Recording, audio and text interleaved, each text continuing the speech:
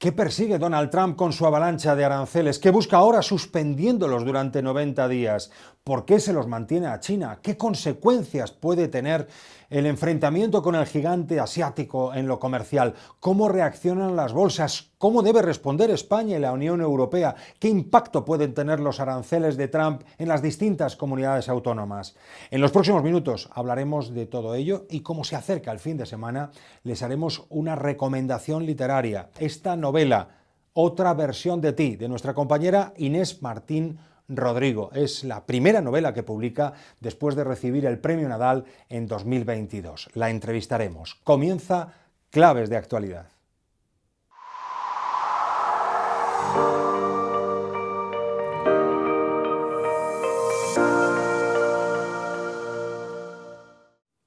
Hola, ¿qué tal? Muy buenas. El mundo entero continúa en vilo tras el terremoto que supone para el comercio internacional y para los mercados la nueva política arancelaria de la administración Trump. Juan Carlos Lozano, jefe de especiales y de redes de activos. ¿Qué tal? ¿Cómo estás? ¿Qué tal? Muy buenos días. Quería preguntarte, bueno, para sorpresa de todos, en las últimas horas Trump al final suspende durante 90 días todos los aranceles, con la excepción de China, a la que se los eleva al 125%.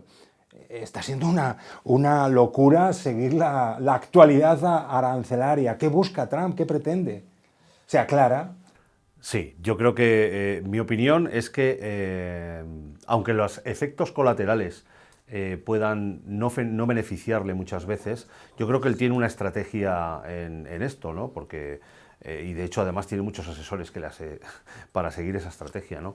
¿Qué es lo que busca? Él busca negociar desde una posición de fuerza. De una manera muy virulenta, en mi opinión, de una manera no adecuada a las reglas internacionales, no adecuada al comercio internacional, pero él lo que busca es una posición de fuerza. Por eso juega con los aranceles, por eso está dispuesto, después de generar un cataclismo con los aranceles, a ponerlos en pausa durante 90 días. Eso es una puerta a la negociación, como decía esta madrugada el presidente español en su viaje a Vietnam y China, ¿no? Eso es una puerta abierta a la negociación. Entonces yo creo que sí que hay una estrategia. También la hay con lo de China, que yo creo que es, por decirlo de alguna manera, su objetivo principal en todo esto. Es debilitar o poner en cuarentena frente a sus aliados al gigante chino, ¿no? Que es su gran rival al final. Forzar en la negociación de una manera igual no adecuada, me decías, hasta maleducada me permitiría yo decir, porque en las últimas horas hemos visto a Donald Trump directamente mofarse de los países que le piden abrir una negociación, un diálogo a cuenta de la política arancelaria. Le escuchamos. These countries are calling us up, kissing my ass. They are dying to make a deal. Please, sir, make a deal. I'll do anything, sir. Euforia en las bolsas, euforia en los mercados tras anunciar Donald Trump que suspende por 90 días los aranceles. Juan Carlos, ¿cabe inferir que los mercados, a los mercados no les sienta nada bien la política arancelaria, si reaccionan así con euforia después de suspenderlo? A los mercados no les sienta nunca bien la falta de previsibilidad, que es lo que está imponiendo Trump con esta montaña rusa de los aranceles, ¿no? Ahora los pongo, ahora los pauso, ahora los pongo, ahora los pauso. De hecho, si analizamos un poquito, recordemos que hasta hace 2 días los mercados estaban sufriendo unas caídas importantísimas. Yo quiero recordar que en esta primera semana, hasta ayer, hasta el momento de que los pausa los aranceles, en esta primera semana de guerra arancelaria, el IBEX había dejado casi 100.000 millones de euros, el Eurostoxx se había dejado casi 500.000 millones de euros y las bolsas estadounidenses, creo que el dato eran entre 10 y 11 billones de dólares. Billones de dólares. ¿Eso qué quiere decir? Pues que en algún momento el mercado, el consenso del mercado le habrá dicho a Trump: esto hay que suavizarlo, a lo mejor hay que gestionarlo de otra manera, ¿no? Porque es evidente que le estaba sentando muy mal, ¿no? ¿Y cómo interpreta, Juan Carlos, la respuesta de Bruselas, de la Unión Europea, al desafío arancelario de Trump? Ayer, cuando todavía los aranceles iban a llegar, hubo una reacción, ¿no? Imponiendo también aranceles importantes a más de 1 millar de productos de Estados Unidos. Hoy nos levantábamos con la incógnita de cuál va a ser la hoja de ruta, lo va a mantener. Parece que en los últimos minutos ha congelado también esa política arancelaria impuesta por la Unión Europea como represalia, como reacción. Sí, como recíprocos, ¿no? Que hubiera dicho Trump. Bueno, yo creo que la respuesta europea es bastante moderada, ¿no?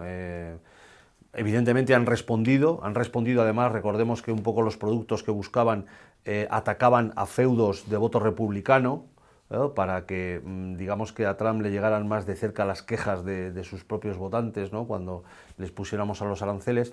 Pero es verdad, como decías, que parece que Europa va a poner en pausa también 90 días estos aranceles. Por eso digo que es una respuesta, yo creo que bastante moderada. Vamos a ver cómo avanza, pero yo creo que lo que indica es que Europa lo que quiere es negociar. Lo primero, negociar. Y ya conocemos también el decreto del gobierno para contrarrestar el efecto de los aranceles de Trump, en el supuesto de que finalmente lleguen, siempre en ese supuesto, 14.000 millones de euros. ¿Cuáles son las principales medidas? ¿Cómo se repartirían? ¿A qué irían destinados? Yo diría que aquí, en este programa del gobierno, hay tres grandes líneas. Una, por un lado, que está destinada a, como se hizo en la pandemia, evitar despidos en las empresas que se puedan ver más afectadas, por si sufren retrocesos en sus ventas o sus exportaciones. Y luego están lo que son las ayudas a través de diversas fórmulas. Por ejemplo, hay una línea de avales ICO de 5.000 millones, hay una línea de 2.000 millones para reforzar los créditos de seguro a la exportación de CEXTE. Claro, cuando tú exportas necesitas tener la garantía de que si va mal tengas un seguro cubriéndote, ¿no? Pues ahí se añaden otros 2.000 millones. Y luego hay otros 5.000 millones dedicado a un plan del ICEX, que es otra agencia estatal, a las exportaciones. Yo creo que esas son las líneas gruesas del plan del gobierno. Y este jueves, reunión importante del ministro de Economía, de Carlos Cuerpo, con los consejeros autonómicos, con los consejeros de las distintas comunidades autónomas, para evaluar la situación, para estudiar medidas que de alguna manera puedan paliar o aliviar los efectos de los aranceles de la administración Trump si finalmente llegasen, ¿no? Nos preguntamos ahora cuál es ese impacto o cuál sería ese impacto de los aranceles de Trump en cada una de las comunidades autónomas. Vamos a ir a algunas de ellas gracias a la fortaleza de prensa ibérica y su posicionamiento con periódicos en distintos lugares de España. En Galicia está nuestro compañero Julio Pérez, jefe de economía de Faro de Vigo. Hola, ¿qué tal, Julio? ¿Cómo estás? Leí en Faro de Vigo que allí calculáis que Galicia se juega en torno de los 800 millones de euros en estos aranceles de Trump si saliesen adelante. ¿Qué tal, Armando? Sí, efectivamente fueron 802 millones el año pasado, es una cifra muy estabilizada y aunque solo representa un 2% del total de las ventas exteriores de las empresas de la comunidad, es cierto que Galicia ahora mismo necesita las exportaciones para revitalizar su PIB ante la merma que hay ahora mismo del consumo interno que está muy debilitado por todo el tema del envejecimiento poblacional y porque además sectorialmente sí hay muchísimas actividades que se juegan mucho. Hablamos de más de un 30% en el tema de productos farmacéuticos, en parte del metal, también en piedra natural, pero preocupa sobre todo la conserva, porque allí se venden productos de alto valor añadido y sobre todo el vino. Estados Unidos representa el 40% de las exportaciones del sector. Hemos hablado estos días con varias denominaciones de origen que lo que nos dicen es que no hay alternativa B y que hay que reforzar los esfuerzos comerciales para poder fidelizar al cliente a pesar de esa subida esperable en el producto. Y una cosa más, Armando, hay que tener en cuenta que esta guerra comercial y geopolítica está ya en un momento de gran expansión de las firmas de la industria de la moda gallega en Estados Unidos, especialmente de Inditex y de Bimba y Lola. Muchas gracias, Julio, que pases buen día. Nos acercamos ahora a Alicante, allí nos escucha nuestra compañera Ana Jover, que es redactora de Economía del diario Información. ¿Qué tal, Ana? ¿Cómo estás? Quería preguntarte, ¿cuáles son a priori los sectores productivos a los que más afectarían los aranceles de Trump en el caso de que finalmente llegasen? Me imagino que el calzado uno de ellos. Sí, efectivamente, Armando. Alicante se juega 500 millones de sus exportaciones con Estados Unidos y, lógicamente, el calzado, aunque la primera en cantidad es la industria agroalimentaria, la segunda y por volumen es el calzado y la confección, la tercera la química y, sobre todo, la parte de una pequeña industria farmacéutica. Pero, como te decía, el calzado es estratégico porque el calzado alicantino representa más del 80% de la producción de la Comunidad Valenciana y el 46% de la facturación de España. Es decir, que estamos hablando de jugarnos 211 millones en exportaciones y sobre todo la anécdota es que aquí estamos diciendo que cuando ahora comentamos que nos estamos pegando un tiro en el pie con este tipo de medidas arancelarias, posiblemente los americanos cuando se peguen ese tiro lo hagan sobre un zapato alicantino. Nos quedamos con ese mensaje, Ana. Muchas gracias desde Alicante. Seguimos la ronda con periodistas de prensa ibérica. Nos acercamos ahora a Zaragoza, donde nos escucha ya y vemos enseguida a nuestro compañero Jorge Heras, que es jefe de economía del periódico de Aragón. ¿Qué tal, Jorge? ¿Cómo estás? ¿Qué impacto creéis en el periódico de Aragón que tendrían sobre la comunidad autónoma, sobre la comunidad de Aragón, los aranceles de Donald Trump? A priori, Aragón es una de las comunidades menos afectadas, ¿no?, por el muro arancelario impuesto por Donald Trump, porque apenas el 1,4% de las exportaciones de la comunidad van a Estados Unidos.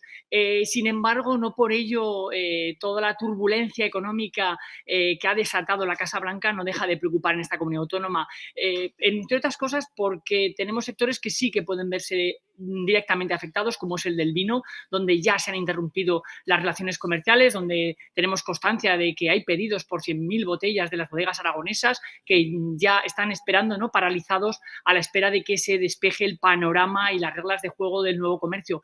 Por otra parte, preocupan especialmente los efectos de segunda vuelta.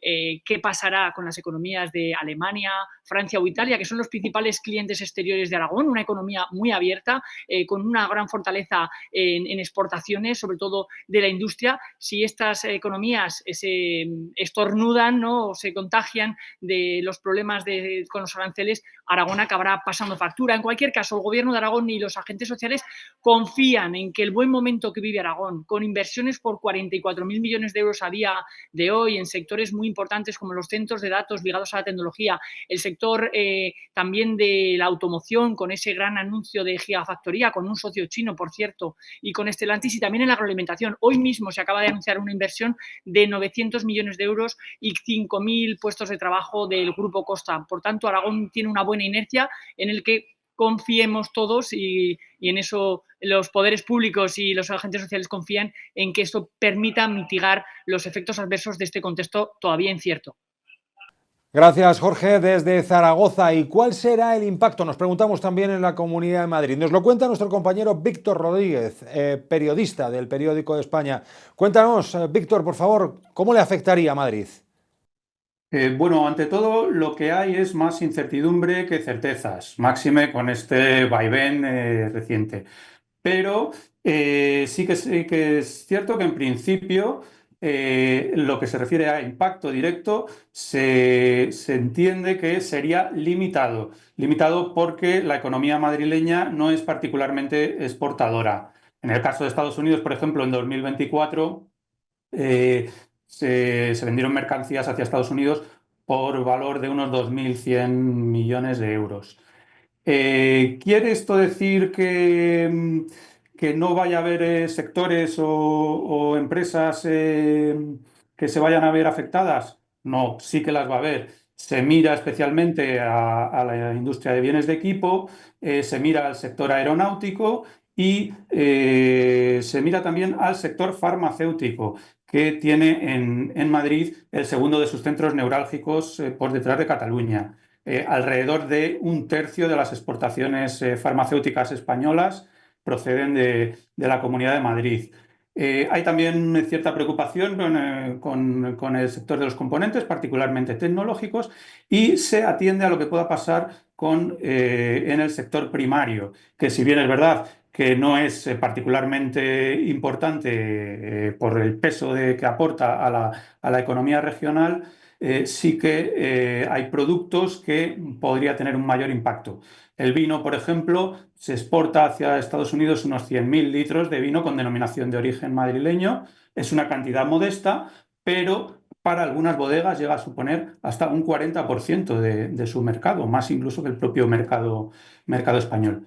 Eso en cuanto al impacto directo. Otra cosa es el impacto indirecto, al que se le teme más que pueda generar una espiral inflacionista o como toda esta política arancelaria pueda afectar a economías más expuestas y que están más relacionadas con las relaciones comerciales con la economía madrileña. Pues nos quedamos con ese análisis. Muchas gracias, Víctor. Y cerramos aquí ronda de conexiones con compañeros, con periodistas de distintos periódicos de prensa ibérica. Lo venimos contando en las últimas horas. La Casa Blanca suspende por 90 días los aranceles, pero en España hay hoy algunas reuniones importantes que van a seguir produciéndose. Vamos a escuchar ahora al ministro de Economía, Carlos Cuerpo, en el Congreso. El desconcierto que están generando las decisiones de política comercial por parte de la nueva administración estadounidense. La buena noticia es que estamos preparados y esto tiene que ser un mensaje de confianza clara en un momento de tanta incertidumbre como este. Juan Carlos Lozano decía que había reuniones hoy importantes, una de ellas la del propio ministro de Economía con los consejeros autonómicos, otra aquí en Madrid, la de la consejera Rocío Albert con CEIN, con la patronal madrileña y con la Cámara de Comercio de Madrid para analizar la situación, para evaluar el posible impacto de esos aranceles si finalmente llegasen y para estudiar medidas que alivien. Yo creo que con independencia de lo que ha sucedido en las últimas horas, lo razonable es mantener estas reuniones y seguir protegiéndose.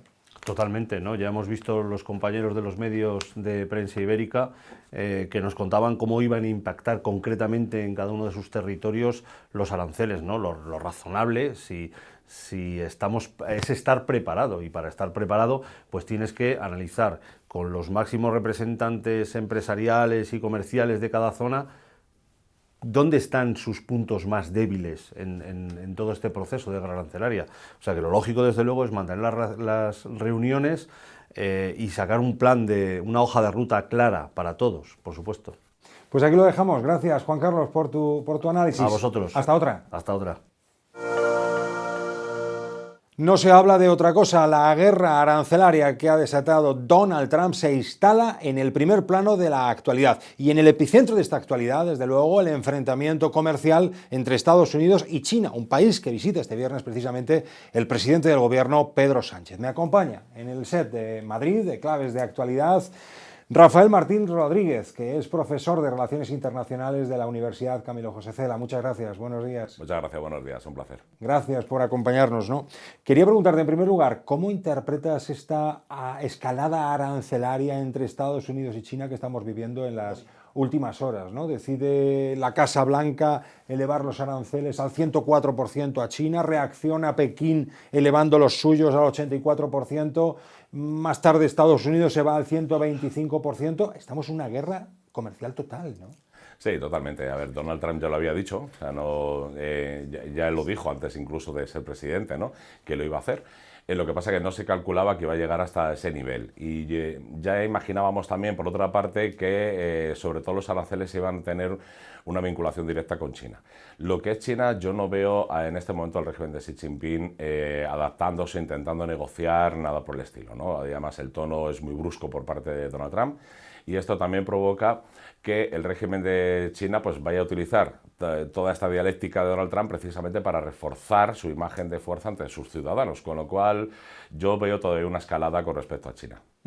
Tú has vivido 12 años en China, hablas incluso china, acabas de regresar, es un país que conoces de sobra, que conoces sí. Muy bien y de cuya actualidad sigues, lógicamente, aún muy conectado, muy pendiente. Quería preguntarte, ¿cómo se está tomando la opinión pública y cómo se está tomando el gobierno chino este desafío al que está siendo sometido por Donald Trump en el plano arancelario? No sé, yo he leído alguna cuestión, se habla de extorsión, se habla de intimidación, ¿qué se dice? Bueno, China, digamos que ya lleva años, lleva años en una línea, digamos, de enfrentamiento con Estados Unidos, ¿no? Y esto entra dentro también del discurso del Partido Comunista Chino hacia la población, con lo cual tampoco les ha pillado demasiado desprevenidos. Lo ven como una provocación, que por primera vez además no es una cosa occidental en general, sino que además enfoca directamente a Estados Unidos. Y lo ven también como digamos, como un intento de sometimiento que les hace recordar a historias antiguas de China desde la guerra del opio, etcétera, ¿no? Porque la historia china tiene mucho que ver con el enfrentamiento con Occidente y esto está siempre muy presente en sus mentes. Y en este contexto, el presidente del gobierno español, Pedro Sánchez, pues va a ser el primer líder europeo en visitar China en plena escalada de tensión arancelaria, ¿no? Va a ser el primero, y parece que la Comisión Europea confía en él además para explorar nuevas posibilidades de relaciones en ese nuevo marco geoestratégico al que ha impuesto Donald Trump y al que ha abocado a Europa. Sí, yo creo que Pedro Sánchez está intentando de alguna manera utilizar el puente entre, digamos, entre China y la Unión Europea, y utilizando también las buenas relaciones que España siempre ha tenido con China desde 1990, ¿no? Cuando el cerrajón, hay que recordar el cerrajón que se le impuso en China diplomático, ¿no? Después de Tiananmen, pues es España la que abre la puerta diplomática, y entonces desde entonces hay una buena relación de cordialidad. Y yo creo que es lo que está intentando ahora mismo Pedro Sánchez, es utilizar una deriva más positiva hacia China que está habiendo en la Unión Europea para posicionarse como ese puente. Uh-huh. Y bueno, pues España de alguna manera estrecha su propia relación con China, si no me equivoco, y si me equivoco me corriges, son ya 3 viajes los que ha hecho el presidente del gobierno español en 2 años para verse con Xi Jinping, ¿no? Este acercamiento además es criticado por Estados Unidos. Washington no lo ve con buenos ojos. No, eso era lógico. Quiero decir, de alguna manera esta visita, ya ha habido contactos antes de la Unión Europea con China, por supuesto, pero se han llevado a cabo de una manera más discreta, y sin embargo este viaje no es discreto, y esto ha puesto también a España en el foco de Estados Unidos, que ya ha sido criticado, ¿no? Entonces, bueno, la cuestión, pero yo creo que aquí lo importante son las relaciones que ahora mismo hay entre España y China, son buenas. El mismo embajador chino en España ha comentado en más de una ocasión que hay una buena química entre Xi Jinping y nuestro presidente, y entonces yo creo que eso es lo que se está exportando. Pero por otra parte, la reacción de Estados Unidos yo creo que era completamente normal. El gobierno español no le está dando mucha importancia, pero hay que ver si luego el gobierno de Donald Trump va a tomar medidas contra España por esto o no. Uh-huh. Y al margen de la Unión Europea y al margen de los aranceles de Trump, ¿qué cabe esperar o en qué medida cabe esperar que este viaje de Pedro Sánchez permita reforzar, potenciar las relaciones entre ambos países?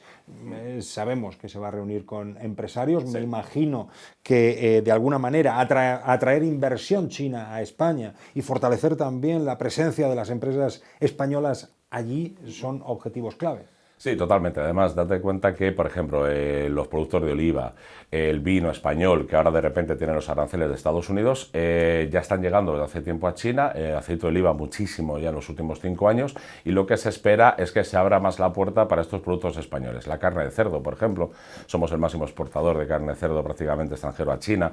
Hay una serie de cosas, ¿no? Es un mercado que se nos abre, como a tantos otros países, ¿no?, ante la deriva que está tomando la administración de Donald Trump. Y luego, por otra parte, hay interés chino en invertir en España, lo estamos viendo en Zaragoza, con temas de baterías de coches eléctricos, lo estamos viendo en Valencia, etcétera, ¿no? Y hay también un interés en utilizar a España también como puente de cara hacia Latinoamérica, donde las empresas españolas tienen mucha repercusión. Entonces yo creo y espero que se va a hablar de todo eso. Bueno, es que la fortaleza del empresariado chino se está viendo en sectores, por ejemplo, como el de la automoción, ¿no? Es decir, sí. La irrupción de las empresas chinas en el mercado, por ejemplo, de los automóviles, está transformando el mercado, y me imagino también que en el plano de la competencia pues está teniendo un cierto impacto en los fabricantes europeos. Sí, totalmente, porque quiero decir, ellos son capaces de fabricar. Además es que tenemos que darnos cuenta de una cosa, que es que la producción china evidentemente, efectivamente, viene financiada también por parte del Estado. Es algo que se ha criticado mucho por la Comisión Europea, pero que no solamente lo hace China, eso siempre lo ha hecho Corea del Sur, lo ha hecho Japón, es una cuestión asiática, es una cuestión de capitalismo de Estado, que es lo que se lleva más en Asia, ¿no? Y que ahora mismo está siendo criticado en Europa porque podría arrastrar a nuestra propia industria, ¿no? Yo creo que ahí la Unión Europea lo que tiene que hacer es ponerse firme también con China para intentar llegar a una negociación en la cual también los productos industriales europeos también tengan cabida en el mercado chino. Ajá. Y como experto en relaciones internacionales, ¿cómo ves la posición que adopta China respecto de, por ejemplo, la guerra en Ucrania, ¿no? Oficialmente mantiene una postura de neutralidad que no ha dejado de recibir algunas críticas también en Occidente, sí, porque se la observa un tanto ambigua. No sé si tú has observado algún tipo de evolución o se mantiene en esa neutralidad. Bueno, vamos a decirlo de esta manera. Hay un interés, hay una relación personal muy clara entre Xi Jinping y Putin. Se han reunido unas 40 veces aproximadamente. Y sí es verdad que existe esa alianza, pero hay un utilitarismo. Hay un utilitarismo total porque China compra gas barato, compra productos baratos, Rusia necesita la tecnología china y por lo tanto hay una utilidad. Ahora bien, esa misma utilidad también la ha expresado Jaishankar, que es el ministro de Asuntos Exteriores indio. Ha sido muy claro que la India sigue comerciando con Putin porque hay una utilidad, hay una cuestión práctica ahí, o sea, no solamente China, sino también es India y otros países. Ahora bien, si bien se dijo al ministro de Asuntos Exteriores chino, se le preguntó si las reuniones ahora entre la administración de Donald Trump y la de Putin, ¿no?, podía derivar en una ruptura de relaciones con Putin, él dijo que no, y que terceros no lo iban a hacer. Eso es lógico, una ruptura no lo va a haber porque todavía hay utilidad, pero sí se está apreciando, digamos, un cambio de postura muy suave de cara a la propia ciudadanía, con una serie de reportajes televisivos sobre la realidad de Ucrania, el sufrimiento de la gente, etcétera, ¿no? Hay que considerar que el pueblo chino es un pueblo también muy sensible a este tipo de cosas, y es algo que la televisión pública china está empezando a poner en las pantallas chinas, y eso también hay que tenerlo en cuenta. Rafael Martín Rodríguez, muchas gracias por acompañarnos. Seguiremos muy atentos a la visita de Pedro Sánchez en las próximas horas a China, y te agradecemos de verdad que hayas compartido tu análisis como experto en China en estos minutos. Hasta otra, que pases buen día. Muchas gracias, un placer. Es la presentación en Madrid, en el espacio Fundación Telefónica, de Otra versión de ti, la nueva novela de la escritora y periodista Inés Martín Rodrigo, que es compañera además de esta casa. Inés ya se estrenó en la ficción en 2022 con Las formas del querer, novela ganadora del Premio Nadal y del Premio de la Crítica de Madrid. Hola, ¿qué tal, Inés? ¿Cómo estás? Muy bien, encantada de estar aquí contigo, Armando. Lo primero, enhorabuena. La verdad es que son muchos los lectores que esperaban impacientes, después del éxito que supuso el Premio Nadal, esperaban impacientes tu nueva novela, que es esta, Otra versión de ti.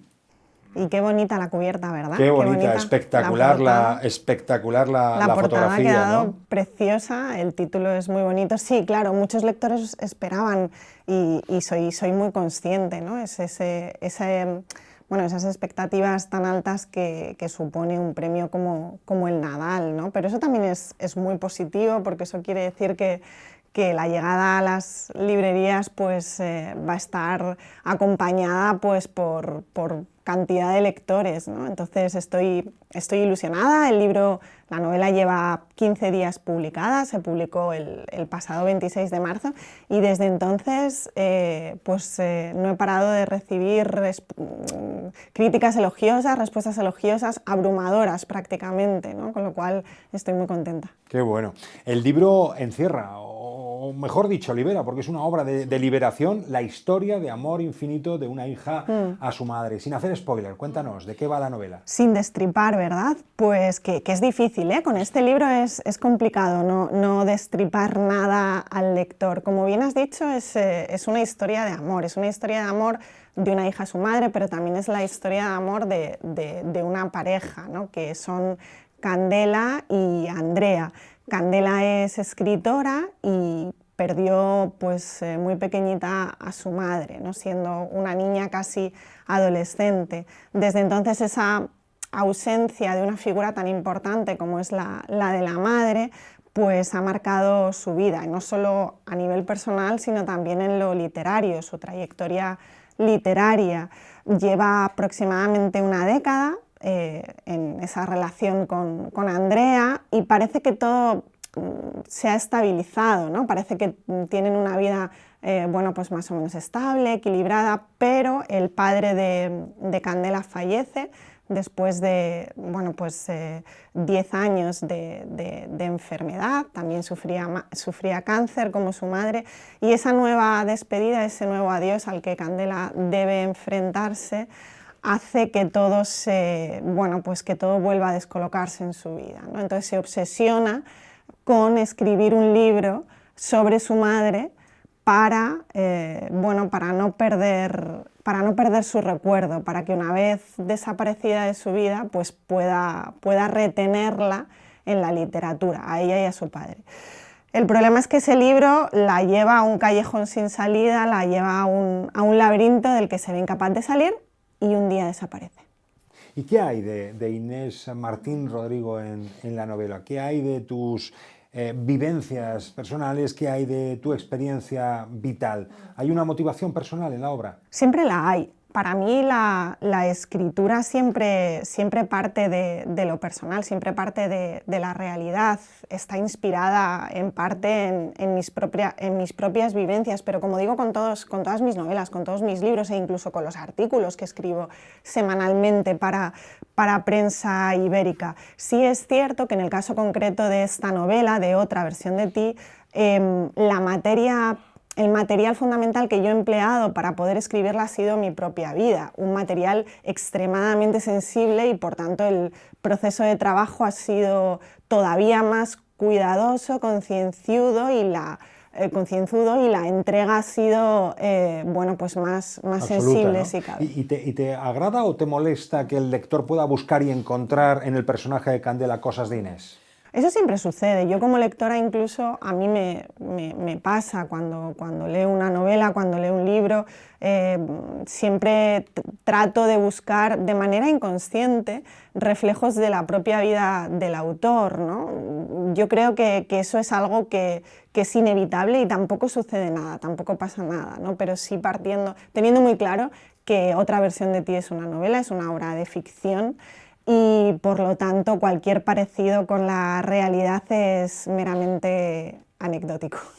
Es una novela en la que, bueno, afloran los sentimientos y en la que los recuerdos ocupan un lugar central, ¿no? Ocupan un lugar bastante especial. ¿Cuál es la reflexión sobre los recuerdos a la que invita la novela? Sí, de hecho ahí has dado en el clavo, ¿no, Armando? Porque la memoria a mí me obsesiona hasta el punto de haberla convertido en uno de los leitmotivs o en una de las en uno de los leitmotivs de mi propia trayectoria literaria, de mi propia obra. La memoria siempre está presente de una manera u otra en todos mis libros. Ya lo estaba en Las formas del querer, la novela con la que gané el premio Nadal, y ahora lo está aquí, ¿no? Lo está aquí como motor vital y también como constructo, ¿no? ¿Cuál es la conclusión? La conclusión a la que llegamos, a la que llega el lector, de la mano de Candela, de la protagonista,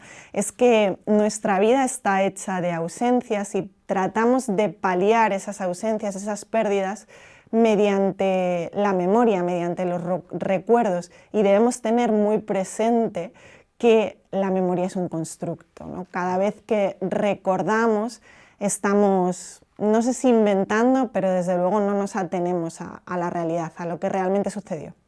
Déjame que localice la página 71, que me lo tengo anotado, porque quiero leer un fragmento, si no te importa. No, por favor. Página 71. Dice: es esa relación entre la fotografía y la muerte, atravesada por el tiempo, por la memoria, por el olvido, lo que en realidad me fascina.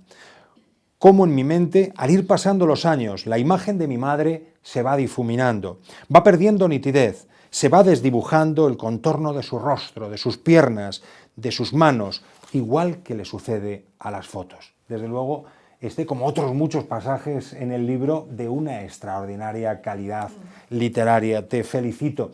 Un pasaje en el que se pone el acento en algo tan humano también como el miedo a perder los recuerdos, ¿no? Claro, el miedo a perder los recuerdos, que es lo que hace precisamente que Candela intente retener esa memoria casi perdida de su madre fallecida mediante la literatura, y esto enlaza con otro de los temas fundamentales del libro, que es la literatura. La literatura es esa herramienta que nos permite luchar contra el olvido, ¿no? La literatura es una herramienta muy útil frente al olvido, y en ella se refugia también Candela, en la propia y en la ajena, porque también debemos decir que esta novela, este libro, contiene muchos otros libros. Esta novela está repleta de citas literarias sacadas de libros, de novelas, que han acompañado a Candela, a la protagonista, a lo largo de de su vida y de su trayectoria como escritora y que me han acompañado también a mí y que me han permitido escribir esta novela. Esa novela no sería posible sin todos esos libros, sin todas esas novelas, sin todos esos escritores, sin todas esas escritoras que escribieron antes para que yo pudiera hacerlo. La novela es una historia de amor, de una hija a una madre, pero es también una historia de amor entre Candela y Andrea, ¿no? Andrea intenta averiguar el porqué de la desaparición de Candela y lo hace a través de testimonios, de entrevistas, de fotografías también de su diario. Cuéntanos, ¿cómo es esa historia de amor entre ellas dos? Sí, ellas, como hablábamos al principio, llevan juntas casi una década. Andrea está acostumbrada a lidiar con esas etapas más difíciles que en la vida de Candela supone pues un nuevo libro, pero este nuevo libro que Candela trata de escribir es especial, es complicado, es complejo, es duro, es difícil. Es un libro sobre su madre. Para trabajar en él, para poder escribirlo, Candela lo que hace es recopilar, bueno, como cualquier escritor hacemos, como cualquier escritora, cuando nos ponemos a trabajar en una nueva obra, documentación. Esa documentación, en el caso concreto de ese libro, son los testimonios que va recopilando de familiares, amigos, compañeros de su madre para que la ayuden a recordarla, pero también documentación sobre el cáncer del que falleció, testimonios médicos, entrevista a neurocientíficos, a fotógrafos, de manera que todo eso está en su ordenador, un ordenador que ella deja en casa cuando desaparece, y Andrea lo que hace es, al cabo de los días, después de varios días tras la desaparición de Candela, enciende ese ordenador, lo abre y se encuentra con ese ingente material que va leyendo, y a través de ese material, de toda esa documentación, va descubriendo precisamente esa otra versión de Candela, de ahí el título, que le da ese material. No nos cuentes más, Inés, que yo empecé el libro anoche, estoy enganchado, estoy convencido de que esta noche lo termino, y bueno, hay ganas de terminarlo. No te me vayas sin firmarme el libro. No, por supuesto que no. Muchísimas gracias. Muchas gracias a ti, Inés. Muchas gracias por volver a escribir. Gracias. Y muchas gracias por brindarnos en claves de actualidad este ratito. Gracias, Armando. Ya lo saben. Otra versión de ti, la nueva obra de Inés Martín Rodrigo. Les instamos a que lo lean este mismo fin de semana que ya se acerca. Aquí ponemos el broche a claves de actualidad. Gracias una vez más por estar ahí. Sean felices.